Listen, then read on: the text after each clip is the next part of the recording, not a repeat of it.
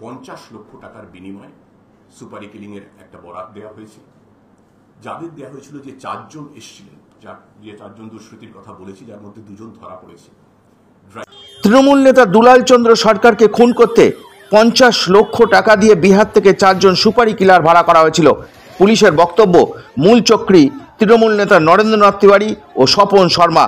তবে নরেন্দ্রনাথ তিওয়ারির অভিযোগ, পিছনে রয়েছে বড় মাথা, তাকে বাঁচানোর চেষ্টা হচ্ছে।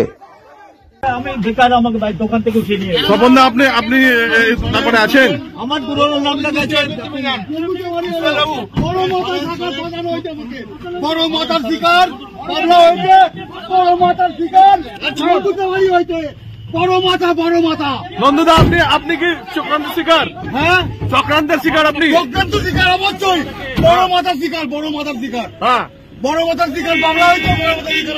আমি বেকার, আমাকে ভাই দোকান থেকে উঠিয়ে নিয়ে স্বপন দা, আপনি তারপরে আছেন? আমার পুরোনো নামটা গেছে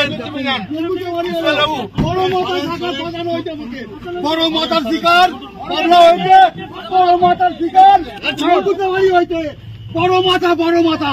নন্দদা, আপনি কি চক্রান্তের শিকার? হ্যাঁ, চক্রান্তের শিকার আপনি? চক্রান্ত শিকার অবশ্যই, বড় মাথার শিকার। হ্যাঁ, বড় মাথার শিকার, বাংলা হয়েছে বড় মাথার শিকার।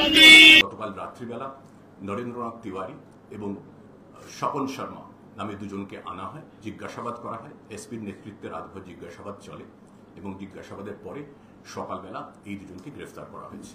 জিজ্ঞাসাবাদ এখনো চলছে, তবে আপাতত যেটুকু তথ্য পাওয়া গেছে সেটুকু, যতটুকু তদন্তের স্বার্থে আপনাদের সঙ্গে ভাগ করে নেওয়া সম্ভব সেটুকু বলি।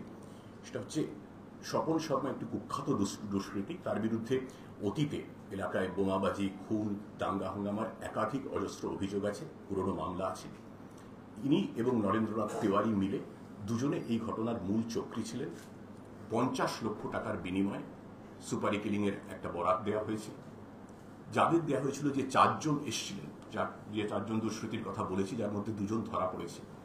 ড্রাইভার ছিলেন আসরার খান বলে একজন, তাকে এখনো পাওয়া যায়নি।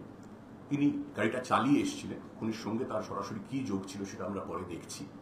এছাড়া আরো 2 জন এখনো পলাতক আছেন। তার মধ্যে একজন হচ্ছেন কৃষ্ণ রজক ওরফে রোহন, ইনিও গাড়িতে ছিলেন। 4 জন ছিলেন। একজন ছিলেন আসরার, আরেকজন শুরুতে বলেছে শামী আক্তার এবং টিঙ্কু ঘোষ, এবং আরেকজন যে পলাতক আছেন কৃষ্ণ রজক ওরফে রোহন। যে অমিত রজকের কথা আগে বলেছি হচ্ছে রোহনেরই, কৃষ্ণ রজকের ভাই। এবং আরো একজন পলাতক আছে বাবলু যাদব, সে ওই 4 জনের বাইক আরোহীর মধ্যে ছিল না, কিন্তু সেও এই সার্বিক খুনের যে চক্রান্ত তার সঙ্গে যুক্ত ছিল। এই 2 জন যে পলাতক দুষ্কৃতী আছে, যাদের খুঁজছি আমরা, স্পেশাল টিম গঠন করা হয়েছে এই 2 জনের, কৃষ্ণ রজক এবং বাবলু যাদব। তাদের ধরলে বা তাদের যদি কেউ সন্ধান দিতে পারেন, স্থানীয় মানুষ বা ভিন রাজ্যের মানুষ, সেই মর্মে পোস্টার ছাপানো হয়েছে জেলা পুলিশের তরফে। কোনো যদি কেউ সন্ধান দিতে পারেন, সোশ্যাল মিডিয়াতে প্রচার করা হয়েছে, তাদের কেউ সন্ধান দিতে পারলে সন্ধানদাতাকে 2 লক্ষ টাকা পুরস্কার দেওয়া হবে। এটা মালদা জেলা পুলিশের তরফে ঘোষণা করা হয়েছে। এই ঘটনা খুব দ্রুত চার্জশিট দেওয়ার আমরা চেষ্টা করব। যারা পলাতক দুষ্কৃতী এখনো আছেন তাদেরকে ধরার জন্য সর্বশক্তি প্রয়োগ করছে মালদা পুলিশ, এবং আমরা দৃষ্টান্তমূলক সাজার ব্যবস্থা করব। শ্রী দুলাল সরকার গুলিবিদ্ধ হয়ে নিহত হন। তিনি যখন নিজের বাড়ির সামনে দাঁড়িয়েছিলেন, তখন একটি বাইকে করে 4 জন দুষ্কৃতী আসে, তাকে লক্ষ্য করে গুলি ছোড়ে এবং গুলিবিদ্ধ হয়ে আহত হয়ে তিনি মারা যান। এই হত্যাকাণ্ডের প্রেক্ষিতে মালদা জেলা পুলিশের তরফে একটা সিট গঠন করা হয় এবং ঘটনার 1.5 ঘন্টার মধ্যে শামী আক্তার এবং টিঙ্কু ঘোষ নামে 2 জন দুষ্কৃতীকে গ্রেফতার করা হয়। ঘটনার পরেই পুরো জেলা জুড়ে নাকা চেকিং শুরু করা হয়। মানিকচক এলাকায় একটি বাসের মধ্যে থেকে এদের গ্রেফতার করা হয়। প্রতিটি বাসে নাকা চেকিং চলছিল এবং আইসি মানিকচকের নেতৃত্বে একটি বাসকে আটকানো হয়।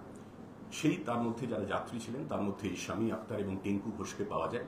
তাদের বক্তব্যে অসঙ্গতি পাওয়া যায় নিজেদের গতিবিধি সম্পর্কে। তারপর তাদের গ্রেফতার করা হয় এবং জিজ্ঞাসাবাদে তারা কবুল করে যে 4 জন বাইকে করে এসেছিলেন তার মধ্যে শামী এবং টিঙ্কু 2 জন ছিলেন।